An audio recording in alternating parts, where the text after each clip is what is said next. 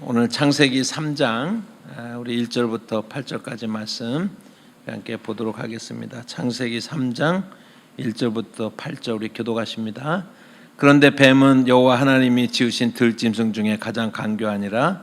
뱀이 여자에게 물어 이르되 하나님이 참으로 너희에게 동산 모든 나무의 열매를 먹지 말라 하시더냐.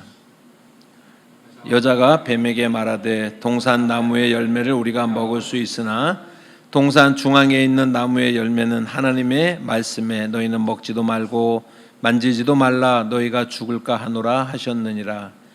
뱀이 여자에게 이르되 너희가 결코 죽지 아니하리라. 너희가 그것을 먹는 날에는 너희 눈이 밝아져 하나님과 같이 되어 선악을 알 줄 하나님이 아심이니라. 여자가 그 나무를 본즉 먹음직도 하고 보암직도 하고 지혜롭게 할 만큼 탐스럽기도 한 나무인지라. 여자가 그 열매를 따먹고 자기와 함께 있는 남편에게도 주매 그도 먹은지라. 이에 그들의 눈이 밝아져 자기들의 벗은 줄을 알고 무화과 잎을 엮고 치마로 삼았더라. 그들이 그날 밤 바람이 불 때에 동산에 거니시는 여호와 하나님의 소리를 듣고 아담과 그의 아내가 여호와 하나님의 낯을 피하여 동산 나무 사이에 숨은지라. 아멘.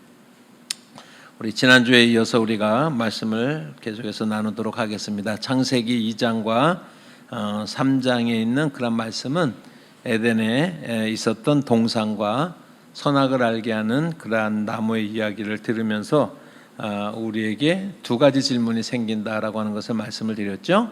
하나는 왜 하나님은 선악을 알게 하는 나무를 만드셨을까라고 하는 질문이었고, 여기에 대해서는 우리가 지난번에 말씀을 함께 나누었습니다. 오늘은 두 번째로 우리가 이 창세기 3장을 이야기할 때마다 반드시 떠오르게 되는 것이 하나님께서 모든 것을 예정하셨다면 우리의 자유의지라고 하는 것은 과연 의미가 있을까, 가능하기는 한 것일까라고 하는 것을 생각을 합니다. 상호 충돌하는 모순적인 그러한 질문들이라고 할 수가 있어요. 이 두 가지 질문 다. 그런데 우리 지난번에 선악을 알게 하는 나무를 왜 만들었을까를 풀어가는 것은 인간 창조의 독특성부터 풀어가면 된다라고 하는 것을 말씀을 드렸죠. 그래서 어떤 논리나 철학적인 그러한 그 논증으로 하지 않고 제3의 길을 우리가 생각을 해보면 특별히 결론적으로 선악을 알게 하는 나무는 하나님께서 인간이 걸려서 넘어지라고 덧을러 온 게 아니다라고 하는 것을 말씀드렸죠. 선악을 알게 하는 나무의 위치는 창조주인 하나님과 피조물인 인간을 구분 지어주는 그런 경계를 구분해주는 아주 유일한 하나의 선이다라고 하는 것을 말씀을 드렸습니다. 그리고 우리는 선악을 알게 하는 나무가 동산의 중앙에 생명나무와 함께 있었던 것의 의미에 대해서 살펴보았습니다. 그것은 아담과 하와가 매일같이 생명나무의 열매를 먹기 위해서 나아가면 반드시 그 옆에 있는 것이 선악을 알게 하는 나무의 열매였다. 그래서 그 장면이 보여주는 것은 뭐냐면 피조물인 우리들이 하나님께 영광을 돌리는 존재로서 우리가 스스로 매일같이 선악을 알게 하는 나무의 열매를 먹지 않는 결단을 하는 그러한 삶이 우리의 삶이 되어야 된다라고 하는 것을 말씀을 드렸습니다.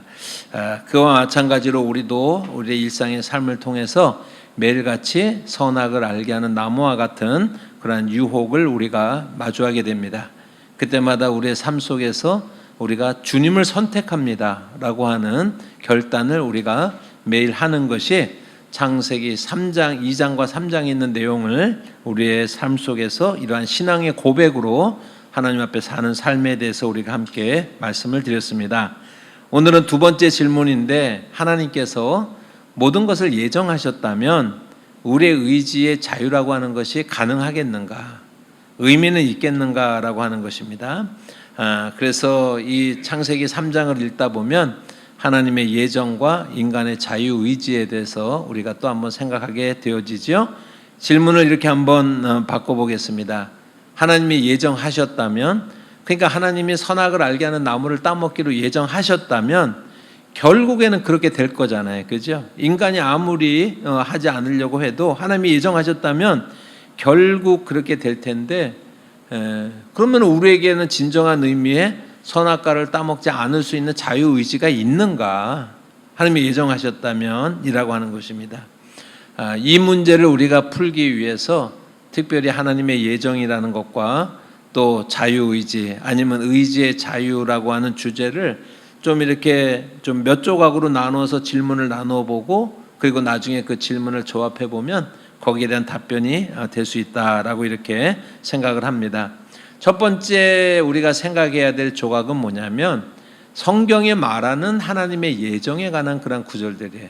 성경은 하나님의 예정에 대해서 무엇을 말하고 있는가? 그러니까 제가 말한 것은 예정이 무엇인가라고 묻지 않았고 성경에 말하고 있는 예정이 무엇인가라고 하는 것을 살펴보는 것이 필요하다라고 하는 것입니다. 한번 우리 생각해 보십시다. 이순신 장군이 구원 받았을까요? 세종대왕 같이 훌륭한 사람이 구원을 받았을까요?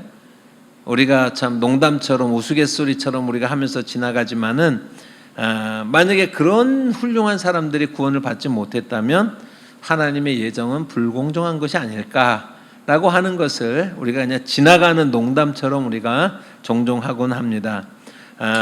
우리는 또 특별히 청년기 때 이런 질문들을 우리가 한 번쯤은 했을 것입니다. 제가 이 말씀을 두 주에 걸쳐서 말씀을 드리는 것은 우리 한 자매님의 어떤 이제 그런 어떤 어떤 상태를 제가 보고서 좀 도움이 됐으면 좋겠다라고 하는 생각에서 이 말씀을 우리가 이제 드리는데, 여러분 우리가 이제 예정에 대해서 우리가 잘못 알게 되면은 그 예정이 우리의 신앙생활을 구속해 버려요.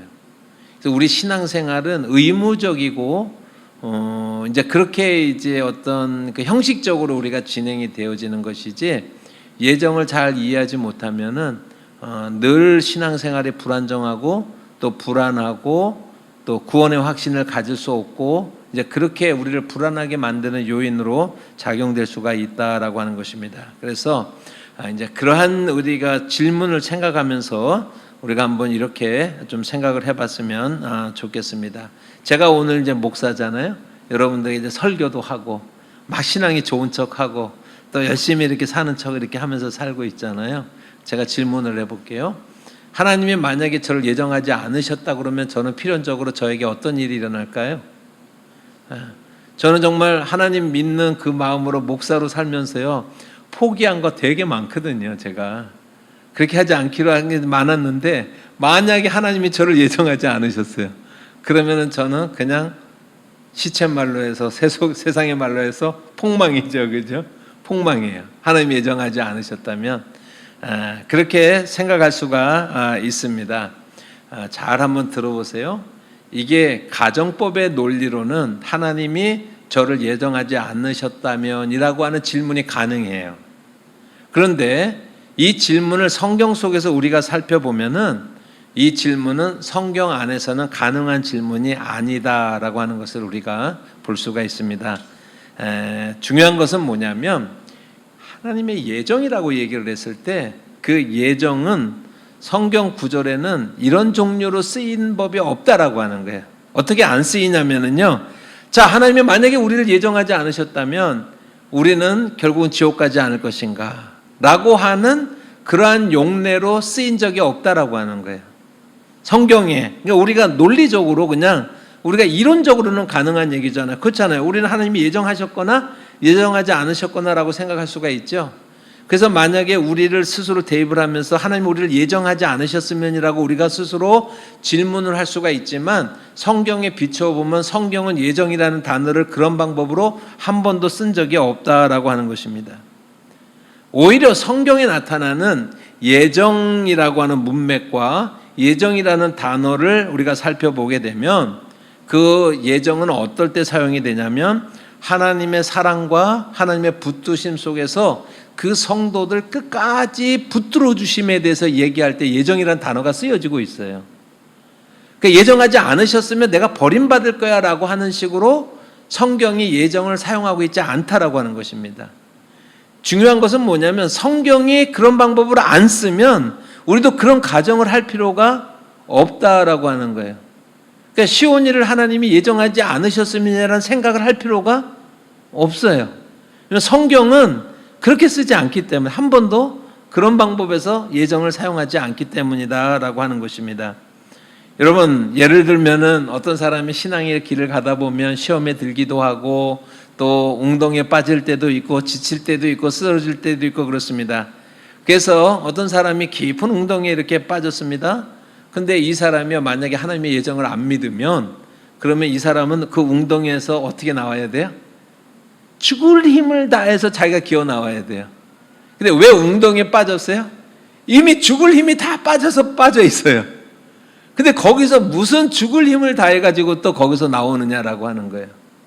그런데 하나님의 예정을 믿는 사람은 내가 때때로 신앙생활을 하면서 어떤 삶의 어떤 여정의 어떤 길목에서 때때로 내가 그런 웅덩이에 빠지는 한이 있더라고 할지라도 하나님께서 나를 예정하셨기 때문에 하나님이 구원의 밧줄을 그 웅덩이로 내려주셔서 우리로 하여금 그 웅덩이를 그 밧줄을 잡고 그 웅덩이를 나오게 해주실 것이야 라고 하는 믿음을 고양시키는데 예정이 사용되고 있다라고 하는 거예요.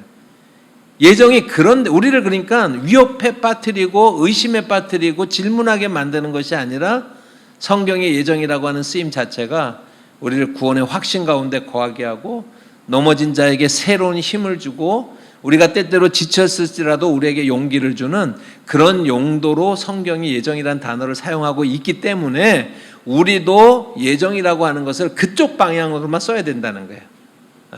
그쪽 방향으로만, 성경이 말씀하고 있는 방향으로만 써야 된다라고 하는 것입니다.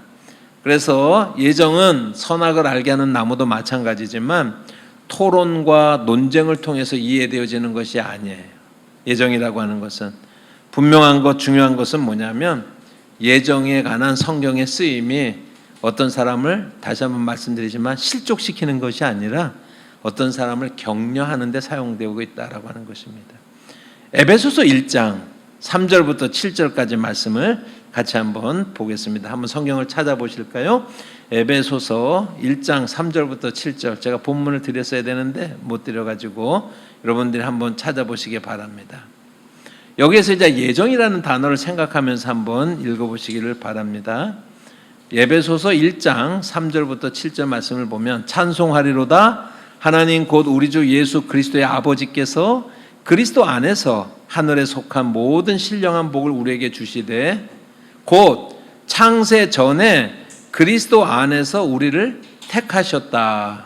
창세 전에 그리스도 안에서 우리를 택하셨다라고 말씀을 하고 있습니다. 그리고 예수 그리스도로 말미암아 자기의 아들들이 되게 하셨으니 이는 창세 전에 그리스도 안에서 우리를 택하사 우리로 사랑 안에서 그 앞에 거룩하고 흠이 없게 하시려고 그 기쁘신 뜻대로 우리를 예정하셔서 예수 그리스도로 말미암아 자기의 아들들이 되게 하셨으니 이는 그가 사랑하시는 자 안에서 우리에게 거저 주시는 바 그의 은혜의 영광을 찬송하게 하려는 것이라. 우리는 그리스도 안에서 그의 은혜의 풍성함을 따라 그의 피로 말미암아 속량 곧 죄 사함을 받았느니라 라고 이렇게 말씀하고 있어요. 하나님이요 우리를 창세 전에 하나님의 기뻐하신 뜻대로 우리를 택하셨다라고 이렇게 말씀을 하고 있습니다. 그래서 우리는 하나님의 찬송이 되게 하였고 그리고 우리는 그의 피로 말미암아 속량함을 받았기 때문에 구속함을 받았기 때문에 우리의 삶에서 두려움을 주는 것이 아니라 기쁨을 가져다 주게 돼 있다라고 하는 것입니다. 예정하지 않았다면이라고 하는 논리는 가능한 질문이 아니다. 논리적으로는 가능한 질문, 논리적으로는 가능하지만 실질적으로는 가능한 질문이 아니다라고 하는 것입니다. 그래서 우리도 첫 번째 우리가 퍼즐이 뭐냐면 첫 번째 조각이 뭐냐면 예정이라는 단어와 하나님의 예정이 나타나는 성경 구절은 결코 누구를 판단하거나 정죄해서 불안하게 해서 넘어뜨리는 데 사용되는 법이 없기 때문에 우리가 그런 가정법으로 우리가 예정을 가지고 그렇게 생각할 필요가 없다. 오히려 성도들을 고양시키는데 이 말씀이 쓰여지고 있다라고 하는 것입니다. 아까 질문을 했지만 세종대왕이나 이순신 장군은 구원을 받았을까요? 거기에 대한 해답은 상당히 간단한데 로마서 3장 23절의 말씀에 보시면 모든 사람이 죄를 범하였으면 하나님의 영광에 이르지 못하더니 라고 이렇게 말씀을 하고 있습니다. 그러니까 우리가 이런 문제를 해결을 할 때는요 시작점을 봐야 돼요. 창세기 3장 이후로 우리는 다 죄 가운데 있어서 하나님의 구원을 받을, 하나님의 그 구원을 누릴 만한 자격이 있는 사람은 있어요, 없어요? 한 사람도 없어요. 모든 사람이 하나님의 영광에 이르지 못했다라고 이렇게 말해요. 창세기 3장의 결과로요. 그러니까 저도 자격이 없어요. 그 누구도 구원받을 만한 자격이 없어요. 이순신 장군도 자격이 없어요. 세종대왕도 자격이 없어요. 그러니까 기본적으로 모든 사람은 하나님의 영광에 이르지 못하는 거예요. 그러니까 모든 사람은 구원을 받을 만한 어떤 조건적인 그 안에서의 자격이 하나도 없다라고 하는 것입니다. 그 가운데서 하나님께서 이유를 알 수 없는 은혜로 우리를 생명의 길로 우리를 한 사람 한 사람 불러내 주셨다라고 하는 것이 우리가 믿는 하나님의 예정을 믿는 것이거든요. 그것이 은혜로 말미암은 구원을 설명을 하고 있다라고 하는 것입니다. 그렇기 때문에 우리가 시작 지점에서 보면 여러분 이순신 장군이건 또 아니면 뭐 세종대왕이건 그 누구든 간에 그들의 자연적인 조건으로 그들이 구원을 받기에 합당한 사람들은 아무도 없다. 그런 자격을 갖춘 사람은 아무도 없다라고 하는 것을 말씀을 하고 있습니다. 그래서 하나님은 지옥에 떨어질 자를 예정할 필요가 없어요. 그러니까 예정한다라고 하는 것은 하나님께서 지옥에 떨어질 사람들을 예정해서 요놈들은 꼭 지옥에 보내야지라고 예정하실 필요가 없어요. 왜냐하면 창세기 3장 이후로 인간은 모두가 다 지옥에 떨어질 수밖에 없는 운명에 처해 있었지만 그러나 그 중에서 하나님이 어떤 사람들을 불러서 세우셔서 하나님을 기뻐하게 하고 하나님을 예배하게 하고 하나님을 믿게 하고 그것이 그의 삶을 지배할 수 있도록 하나님께서 그 삶을 인도하신다라고 하는 것입니다. 두 번째 조각에서 우리가 생각해야 될 것은 뭐냐면 예정과 자유의지에 관한 그런 이제 문제예요. 제가 이렇게 질문을 한번 해봅니다. 우리는 자유를 다 좋아하는데 자유가 무엇일까요? 자유가 무엇이죠? 우리는 그냥 기호로서 그냥 자유라고 이렇게 쓰고 뭔가를 생각을 하지만 사실은 그 의미는 단순한 의미가 아니다라고 하는 것입니다. 여러분 우선 자유라고 하는 말 자체도 되게 어려운 말이에요. 굉장히 어려운 말입니다. 자유가 무엇입니까? 누구의 간섭도 받지 않고 내가 하고 싶은 대로 다 하는 게 자유다. 그러면은요 전 세계에서 자유로운 사람은 한 명뿐이 없어요. 가장 힘이 센 놈 어떤 놈 하나뿐이 없어요. 왜냐하면 그 사람 말고는 무엇인가 하고 싶은데 하지 못하는 제약적인 요건들이 있을 거예요 아마요. 그렇기 때문에 자유라고 하는 것이 누구의 방해도 받지 않고 내가 하고 싶은 대로 모든 것을 하는 상태가 자유가 아니다. 이것은 불가능한 얘기다라고 하는 것을 우선 생각을 할 필요가 있습니다. 왜냐하면 내 자유는 언제나 누군가를 억압하고 구속하는 것하고 제한하는 것과 연결이 되기 때문에 그래요. 내가 충분히 자유를 누린다라고 하는 것은요. 자, 제가 자유를 누려서 막 이러고 다녀요. 내 마음이니까. 그러면 누군가는 휘두르는 팔꿈치에 맞게 돼 있어요. 누군가는요. 그러니까 누군가는 그 자유가 제한되는 거예요. 내가 마음껏 사용하는 자유 때문에. 그래서 우리가 자유라고 하는 것은 내가 하고 싶은 것을 제한 없이 무엇인지 다 하는 상태가 자유는 아니다라고 하는 것입니다. 물고기를 예를 들어보면 물고기가 가장 자유로울 수 있는 환경은 어디서 가장 자유로울 수 있죠? 물고기는 물속에 있을 때 가장 자유로운 거예요. 그런데 물은요 한편으로 치면은 물고기의 자유를 방해하는 요소이기도 해요. 구속하는 요소이기도 해요. 일정한데. 그런데 물고기는요 놀랍게도 그 일정한 제약된 상황 속에서 가장 자유를 느끼는 거예요. 그러니까 아무것도, 그러니까 물고기가요, 이 물이 거추장스러워졌어. 그래서 내가 진짜 자유를 누리라 그러고 물 밖으로 탁 튀어나오면 어떻게 되는 거예요? 사망해. 죽는 것이다라고 하는 것입니다. 그렇기 때문에 자유라고 하는 것은 어떤 특수한 환경, 어떤 제약 조건 속에서도 얼마든지 누릴 수 있는 어떤 성질을 의미하고 있다라고 하는 것을 볼 수가 있습니다. 그리고 신앙적인 언어로 하면은 하나님의 은혜와 하나님의 통치 하에서만 인간이 자유를 누릴 수가 있다라고 하는 것입니다.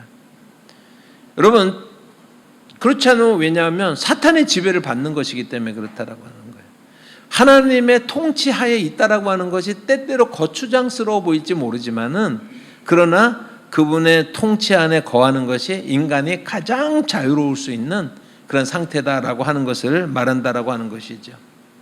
자유라고 하는 말은 이처럼 정의 내리기가 어렵기 때문에 자유라고 하는 것은 전치사를 붙여서 우리가 자유의 의미를 깨닫게 되는데, 그것이 뭐냐면 free to라고 하는 것과 free from이라고 하는 to나 from을 붙여야지 그 자유의 의미를 알 수가 있어요.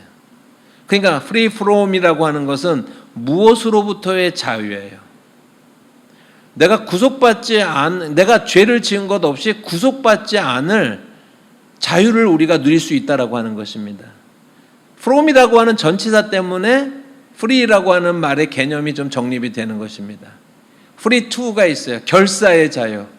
우리가 모여서 우리의 의사를 표현할 수 있는 자유가 있어요. free to라고 하는 그런 전치사 때문에 free라고 하는 말이 우리가 충분히 설명을 할 수가 있게 된다라고 하는 것입니다. 그렇기 때문에 이런 자유라는 단어를 우리가 이해하고 나서 이 두 번째 조각에 결론적으로 이렇게 한번 생각해 봅시다. 우리는 하나님이 예정하시면 우리가 자유가 없어지는 거로 생각을 해요. 자유의지가. 하나님이 다 예정하셨는데 우리 로봇과 같은 존재지라고 우리가 생각할 수가 있는데, 자, 그 관계에 대해서 이제 철학사 속에서 한 1000년 동안, 그러니까 어거스틴부터 해가지고 그리고 이제 칸트까지니까는 1000수백 년 동안 그렇게 이제 그 자유에 대해서 많은 사람들이 참전해서 토론을 했어요. 여기에 수많은 사람들이 토론을 했는데 어거스틴이 처음으로 그 문제를 제기를 했고 칸트에 관해서 이제 다 정리가 됐어요. 그래서 지금은 더 이상은 거기에 대해서 논쟁을 하지 않는데 자유의지와 예정에 대해서, 그러니까 철학에서는 예정이라는 말을 쓰지 않고 determination 그래가지고 결정론이라고 그렇게 얘기를 해요. 그러니까는 자유와 결정론이라, 결정되어 있다는 거, 예정되어 있다는 거 똑같은 거거든요. 그러면서 이제 토론을 많이 해왔습니다. 그러면서 이제 결론이 이제 어떻게 내렸냐면 간략하게 결론만 설명을 드리면은요. 자, 우리는 예정에 대립되는 개념으로 자유의지를 그동안 생각해 왔어요. 하나님이 예정하셨으면 우리의 자유의지가 꺾이는 것이라고 그러는데, 여러분 예정이라고 하는 것은요, 가만히 생각해 보면 질서하고 관계가 되어 있는 거예요. 그러니까 예정의 반대말은 자유의지가 아니라 우연이에요. 우연. 목적이 없어요. 우연히 생긴 걸 말하는 거예요. 하나님이 정하신과 질서가 자유의 그것이 하나님의 예정이에요. 근데 그것이 없다고 그러면 우연히 생긴 거예요. 그러니까 우리는 그동안에 하나님의 예정의 대립 개념으로 자유의지를 우리가 생각을 했는데 그게 아니라고 하는 거예요. 예정의 반대는 자유의지가 아니라 우연이라고 하는 거예요. 우연. 그리고 자유의지의 반대는요, 예정이 아니라 자유의지의 반대는 구속당하는 거예요. 구속당하는 거예요. 여러분은 지금 감옥에 있습니까? 구속당했습니까? 여러분들 여기서 나가려고 그러면 못 나가게 하는 사람들이 있습니까? 우리는 다 어떤 상태예요? 우리는요, 자유로운 상태잖아요, 이미. 그러니까 자유의지의 대립적인 개념이라고 하는 것은 구속됨을 얘기하는 것이지 예정이 아니라고 하는 거예요. 그러니까 잘 보세요. 예정의 대립어가 자유의지가 아니라 우연이야. 자유의지의 대립어가 구속이라고 하는 단어예요. 그러면 이 두 가지는 병존할 가능성이 열려야 안 열려요? 열리는 거예요. 물론 여기에는 하나님의 어떤 신비적인 어떤 특징들이 있기 때문에 이제 우리가 명백하게 100% 우리가 이해하지는 못할지라도 어느 정도까지는 열리냐면 예정과 자유의지가 함께 존재할 수 있는 여지가 열려지는 거예요. 그게 칸트까지 예정에 대해서 그리고 자유의지에 대해서 토론한 결과라고 이렇게 할 수가 있습니다. 그런 의미에서 정리를 해보면 예정과 자유의지는 상호 이제 병립이 불가능한 얘기가 아니라 어쩌면은 병립의 가능성이 열려지는 개념이다라고 하는 것을 생각해 볼 수가 있습니다.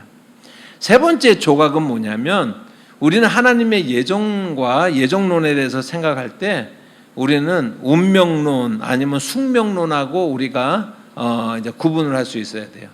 그래서 하나님의 예정이라고 하는 것은요, 이렇게 예정이라고 하는 것은 이쪽에 절벽이 있어요. 이쪽에 절벽이 뭐냐면 운명론이야, 숙명론이에요. 이쪽에 절벽이 있어요. 그 절벽이 뭐냐면 소위 말해서 하이퍼 칼비니즘 같은 이제 그런 것들이에요.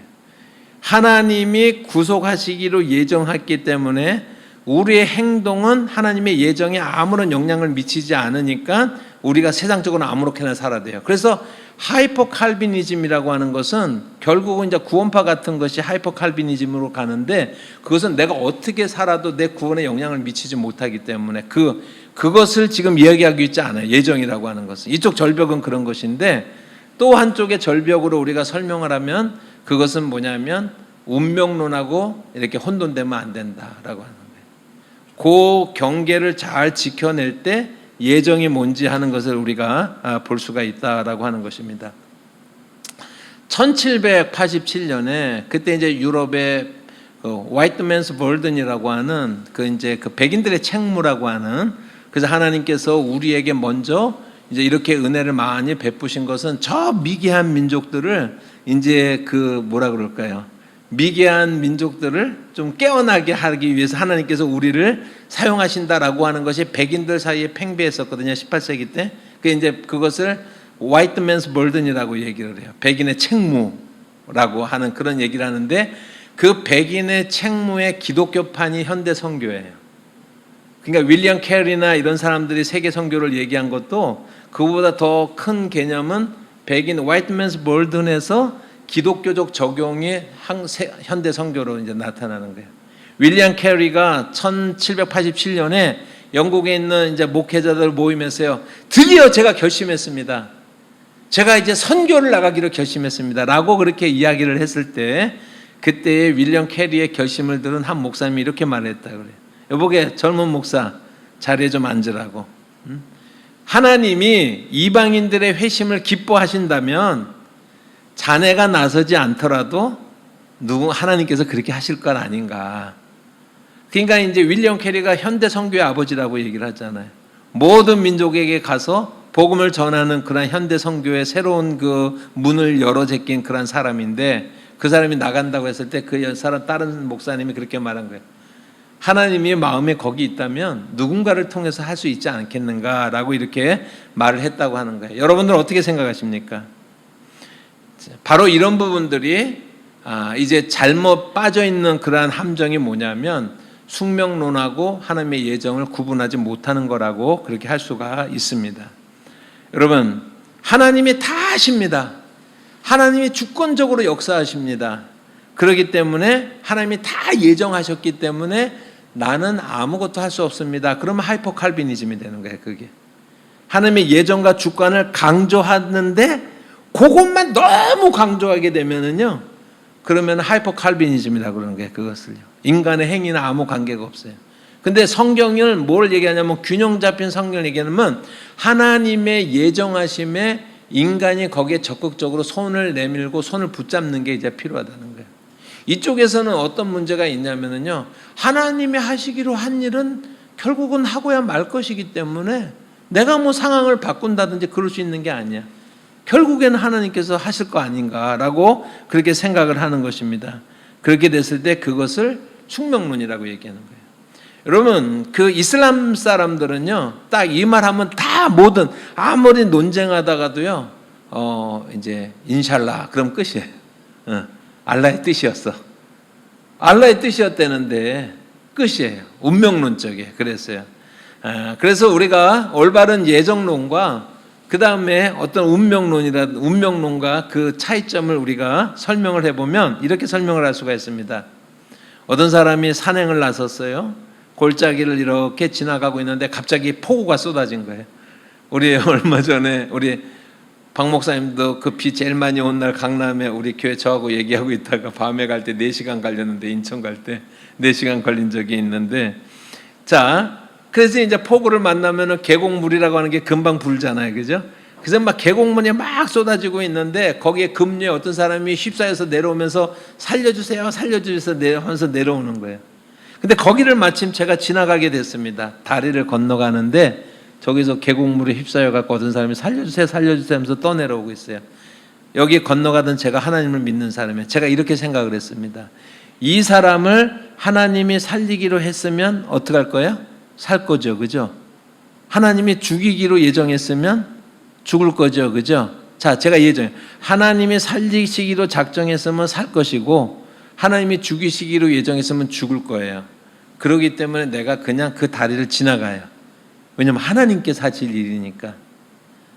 이런 똑같은 상황 속에서 어떤 사람이 지나가는데 다리 위에서 어떤 사람이 이렇게 말을 합니다. 그것은 이 사람이 이렇게, 하나님이 오늘 나를 이곳으로 보내신 것은 저 사람을 구원시키라고 하는 하나님의 예정이 있었구나. 그래서 손을 내밀어서 그 사람을 살립니다. 똑같이 예정이라는 단어를 사용했잖아요. 그죠? 근데 앞에 것은 숙명론이에요. 운명론이에요.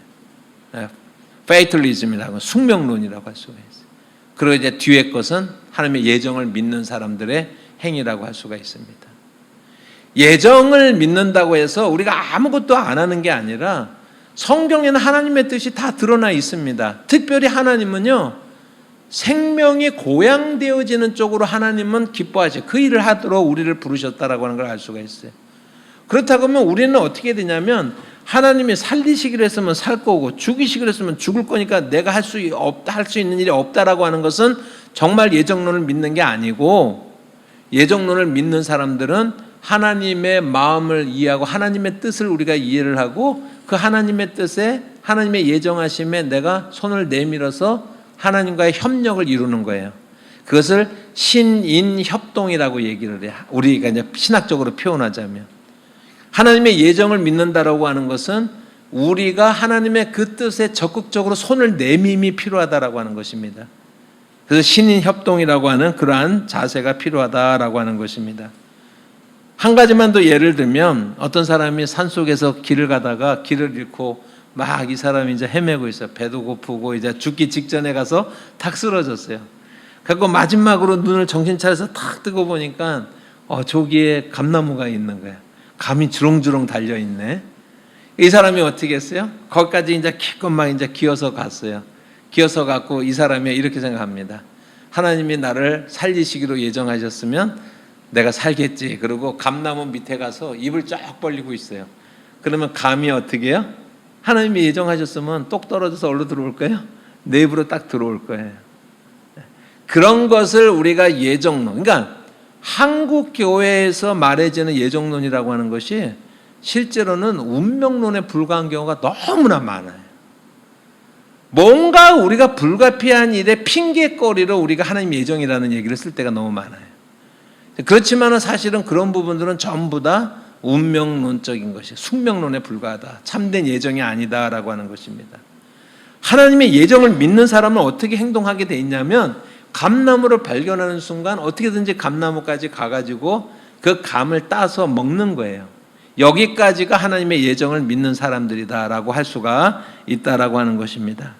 그러니까 성경에서 말하고 있는 예정을 우리가 이해할 때 이 세 가지의 조각들을 우리가 맞춰보면 이렇게 되는 것입니다.